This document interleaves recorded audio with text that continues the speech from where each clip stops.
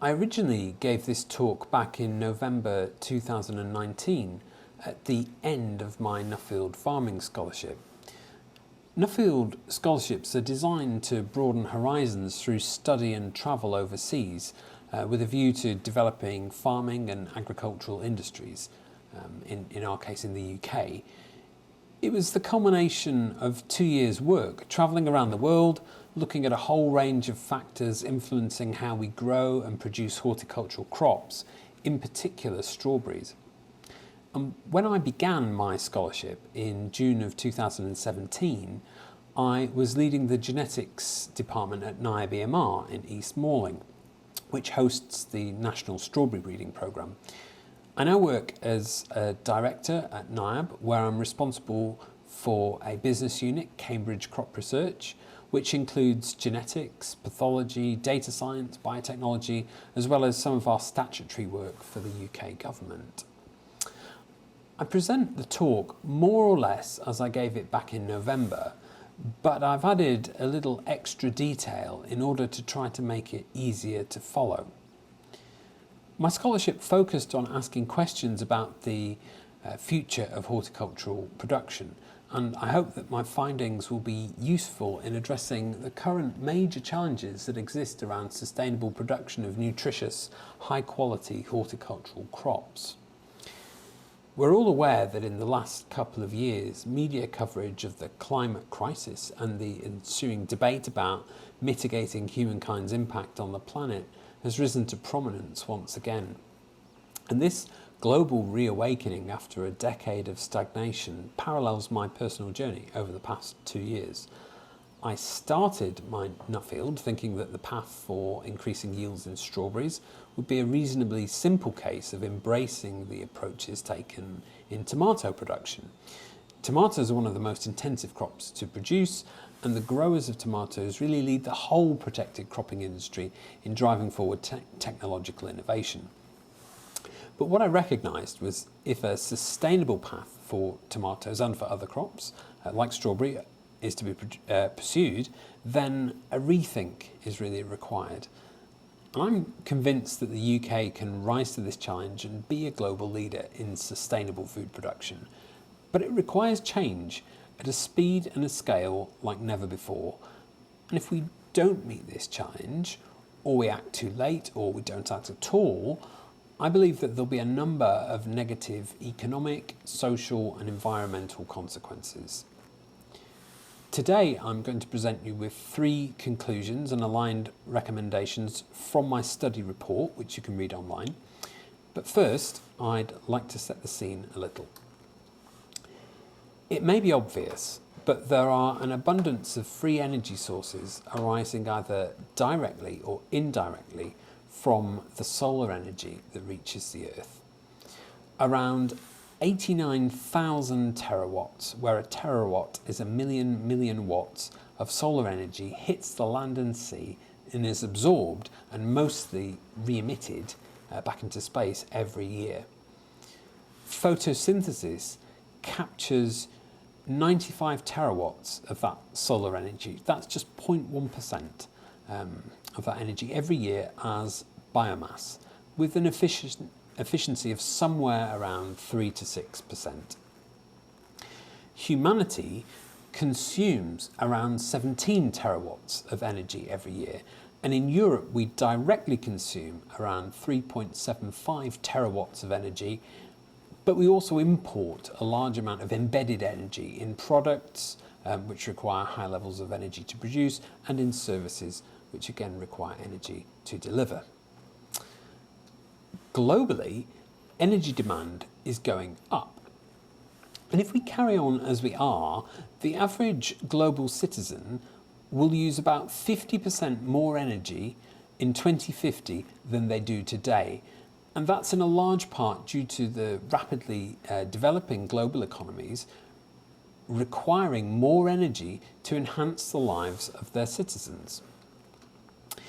In the UK, per person per day, we consume enough energy to make around 5,000 cups of tea per person per day, or if converted into calories, around 112 Big Macs per person per day. And we have the energy footprint of around 9 Stone Age people. It's obvious, but humans are really the only species that rely to such a large degree on external sources of energy for processes other than metabolism and nutrition. Even Stone Age people used 3 times more energy than simply the calories that they needed for food. And although massive strides have been taken in decarbonising our electricity production, just 15% of our energy use is for the production of electricity. Just think about the ways we heat our homes and process our raw materials, transport them and ourselves across the world. So globally, around 80% of our energy demands are met by fossil fuels or burning fossil fuels. And so we still have a long way to go to reduce our dependency on fossil fuel. Now, burning fossil fuel isn't the only way that we release greenhouse gases, but if we're to steer a course to net zero by 2050 and to net negative emissions beyond that, globally, emissions must halve by 2030. The enormity of this challenge cannot be underestimated. Think about the drop in energy consumption as a result of coronavirus and the huge amount of economic damage that that's caused. And it will become pretty apparent that some really quite radical solutions are required. Now, focusing down onto some of the drivers that structure our current food system. Increasing global demand for food due to an increasing global population, the increasing variability of our weather in part due to climate change, and the abundance of cheap fossil fuel across the whole supply chain are all really important factors.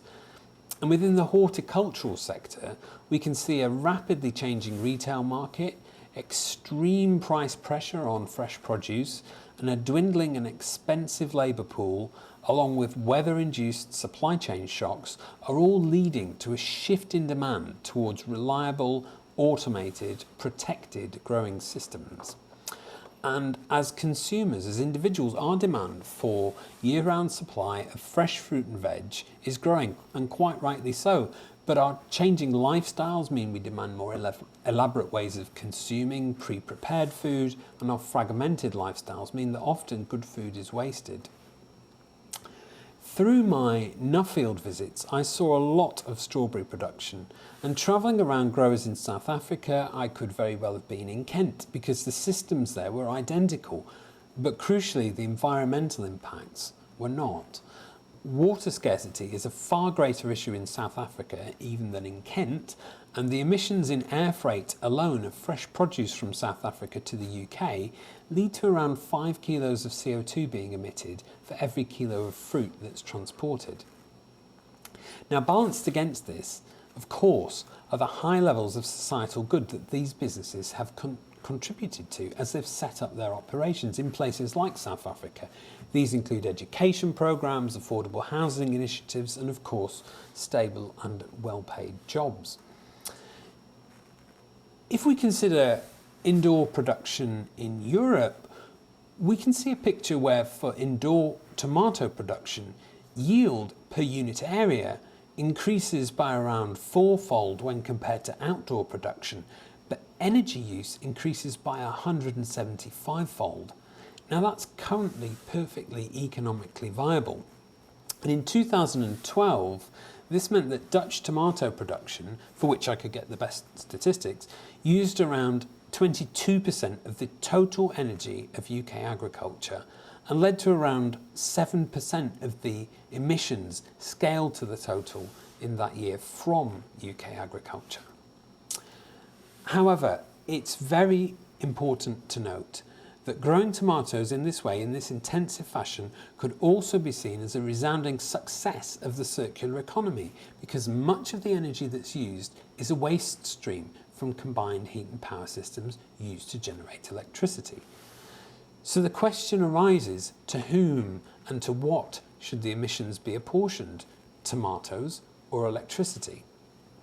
Well, what I hope we can all agree is that we need to rapidly transition from these fossil fuel-based systems for our power and electricity to other renewable systems.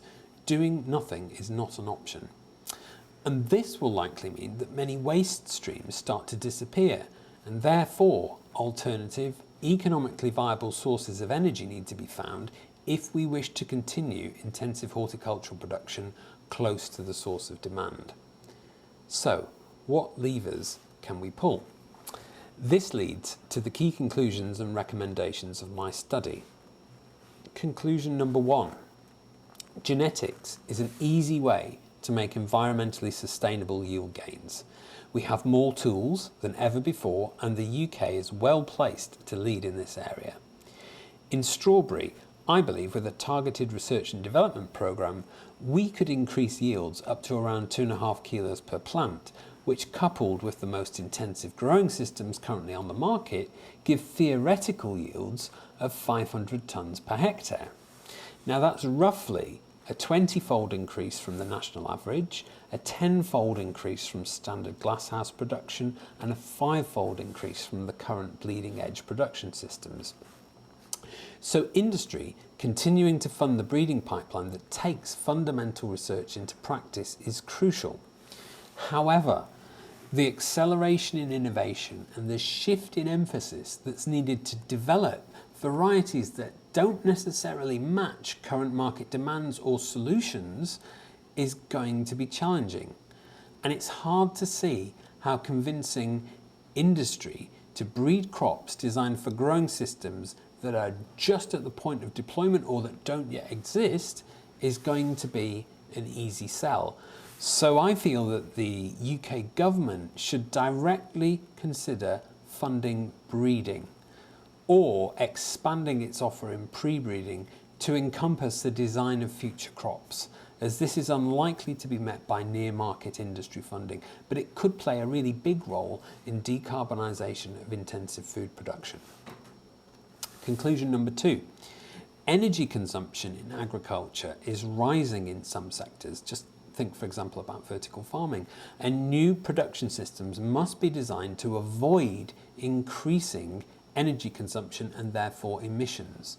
And they must be also designed and developed with an awareness of wider energy policies and the system changes that are going on in, for example, the transition to smart grids and the problems and opportunities that they bring. Simply moving existing production systems, say for those like in tomato, into other crops such as strawberries that haven't yet been improved for yield just will not work in the short term because the energy costs will likely be prohibitive and it will just exacerbate our decarbonisation challenges. So in this table here I'm showing you some data where I've looked at the amount of energy for production of different crops. The take-home message from this is if we based the energy usage of current intensive systems and compare that to the amount of energy used to produce tomatoes, so strawberries versus tomatoes, we can see that strawberries use 3 to 10 times the amount of energy, kilo for kilo, of a corresponding tomato crop. And that's predominantly due to the much lower yields per unit area of strawberry. Now, the current intensive systems of strawberry use much less energy than tomato production, even though they are less efficient. And so if you just took strawberries and you translated them into a tomato model of growing, you would see that they're 10 times less efficient ton for ton as tomatoes because of the yield, the much lower yield per unit area. But with enhanced varieties, developing systems that increase production intensity while switching to economic renewable sources of energy increases both productivity and sustainability. And in the case of strawberries, it may even be possible to lower the level of energy inputs beyond that of current field production. So if we look here, we have our current field production, we have our tomato production. These are the estimates of gigawatt hours per tonne. If we move to an intensive system and we could unlock that 500 tonne per hectare yield number, we might be able to get to lower levels of energy usage than even current field production. Crucially, also, intensification alters the land area that's needed for production dramatically and could reduce our entire annual strawberry crop from around 4,200 hectares to an area of around 280 hectares, which unlocks options for land use change. So my second recommendation is that multidisciplinary approaches to system design are needed, and a greater awareness, training and tools are also needed to design net zero systems. These systems, to the extent that they exist currently, are very, very high risk and high cost for all but the bravest or the wealthiest. And as well as this, the need to improve future systems, our current systems also must be evaluated along with our current practices to avoid increasing emissions through the scaling of our currently unsustainable production practices. Conclusion number 3. It's currently very hard to say what's good and bad in system design in terms of the wider impact, and that's why life cycle analysis is really badly needed to quantify the negative externalities of production. So life cycle analysis is a cradle-to-grave framework which attempts to estimate the environmental impact of a product, for example a kilogram of strawberries, taking into account the impact of both the inputs into the system and the outputs as they flow through the supply chain into the recycling chain. Life cycle analysis and environmental modelling is needed at the whole farm level and must encompass the energy system, as this can have profound implications on the sustainability and feasibility of the system. In my introduction, I told you that photosynthesis was only 3 to 6% efficient at harvesting solar energy. Contrast that with solar panels, which have efficiencies in some cases now approaching 30%, and we can begin to understand how, depending on, and this is an arbitrary example, depending on whether biomass or solar is used to power a greenhouse, we can observe a 26-fold difference in the area of land that is used for energy generation. So with the caveat that these results are a crude first approximation, if we take a scenario of a high energy input 500 tonne per hectare strawberry crop, the land area that you need for solar, 297 hectares, is roughly equal to that of the crop, 277 hectares. And when combined, that's around 13% of the current land area that's used for strawberries. However, if we take an opposite example, a low yielding case, so to maintain our current level of production in a 60 tonne per hectare world, in an intensive system, rather than an extensive system that we currently have, this would take around 60,000 hectares of biomass or 2,467 hectares of solar. And note that the biggest proposed area of solar at the moment, single biggest build, Cleve Hill in Kent, is around 400 hectares. So these are very big numbers and honestly very unlikely to happen. So my third recommendation is that we need to expand life cycle analysis, not only to look at the end-to-end costs of our current supply chains, but also to start to model new sustainable scenarios. And again, government can play a key role in facilitating this through funding more research in this area. Now, beyond just the life cycle analysis, more effort in linking this to real-time, multi-scale modelling, digital twinning is needed in order to explore and model a wider range of system design options through simulation. And what I mean by this is being able to simulate the glasshouse environment, the energy demand for the crop, the yield profile of a particular system accurately using a digital twin before anything's been built, and understand what the environmental impact of that new system design is.